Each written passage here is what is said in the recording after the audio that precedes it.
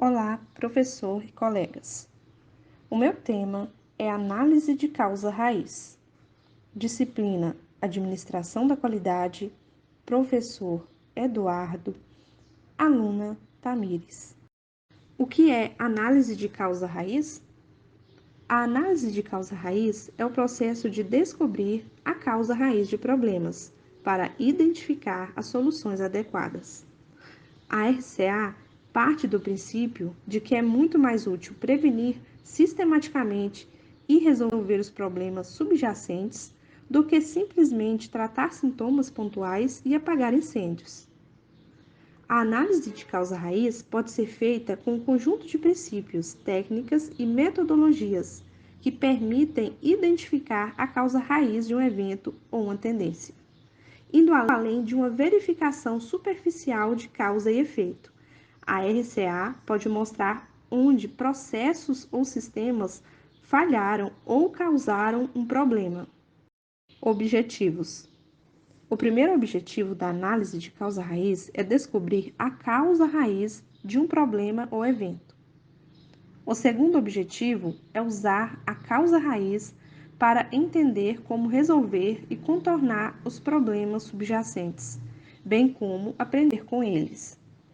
O terceiro objetivo é aplicar o que aprendemos com a análise para evitar sistematicamente problemas futuros ou repetir algo que deu certo. Princípios básicos. Concentre-se em corrigir e tratar as causas raiz e não apenas os sintomas.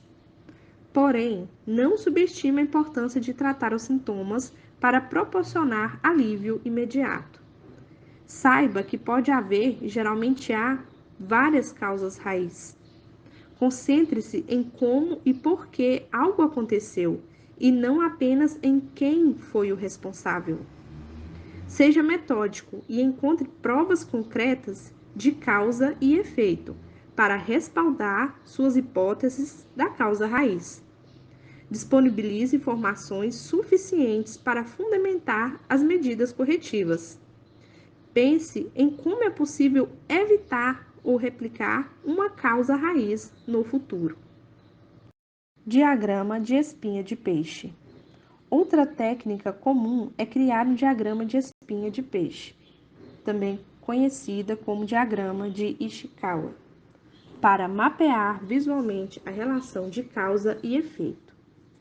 Isso pode nos ajudar a identificar as possíveis causas de um problema, seguindo caminhos representados em ramificações categorizadas que levam às possíveis causas até encontrarmos a correta. Geralmente, começamos pelo problema no meio do diagrama, a espinha do esqueleto do peixe. E, em seguida, pensamos em várias categorias de causas, que são traçadas como ramificações da linha principal, como se fossem as costelas do esqueleto. Os 5 porquês. Uma das técnicas mais comuns para fazer uma análise de causa-raiz é a abordagem dos 5 porquês. Exemplo. Vamos considerar o exemplo de lesão de um jogador de futebol americano. Primeiro, o jogador apresenta um problema. Por que minha cabeça está doendo tanto? Este é o nosso primeiro porquê. Primeira resposta, porque minha vista está embaçada.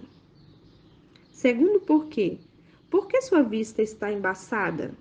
Segunda resposta, porque bati a cabeça no chão. Terceiro porquê, por que você bateu a cabeça no chão? Terceira resposta, porque me derrubaram e minha cabeça bateu com força no chão. Quarto porquê, por que a batida doeu tanto? Quarta resposta, porque eu estava sem capacete. Quinto porquê, por que você estava sem capacete? Quinta resposta, porque não havia capacetes para todos os jogadores no vestiário.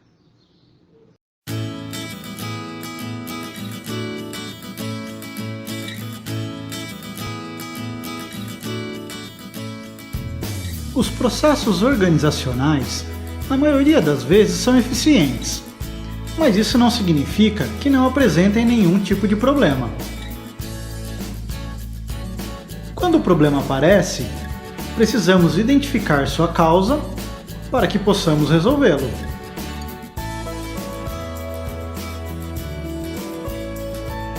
Desta forma, uma técnica que teve origem no Japão e é utilizada pelas organizações é os 5 porquês.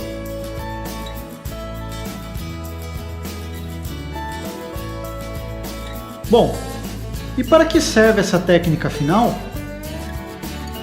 Ela serve para detectar a principal causa de um defeito ou problema, onde perguntamos 5 vezes o motivo de seu acontecimento.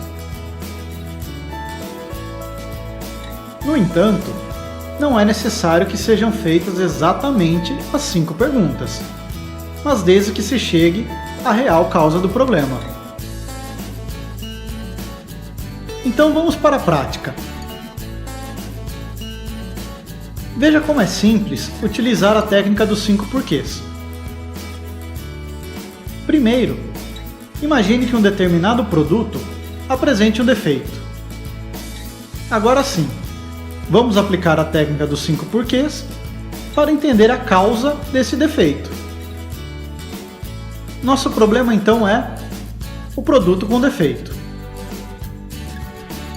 Por que o produto apresentou defeito? Porque houve problemas na sua fabricação.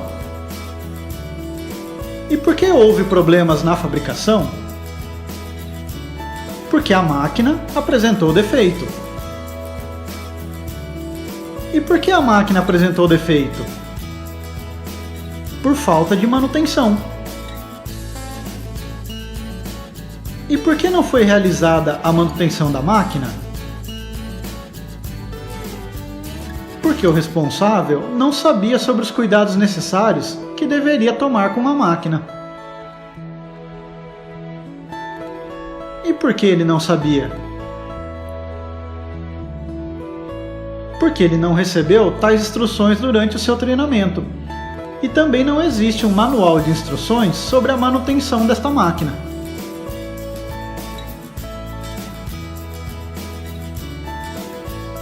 É importante notar como a técnica é simples e apresenta resultados interessantes.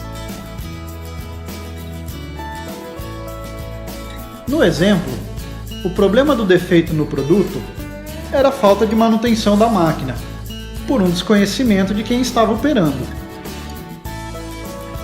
Veja como a causa, que é a falta de treinamento na área de manutenção, estava distante do problema, que é o produto com defeito, mas ligada diretamente a ele.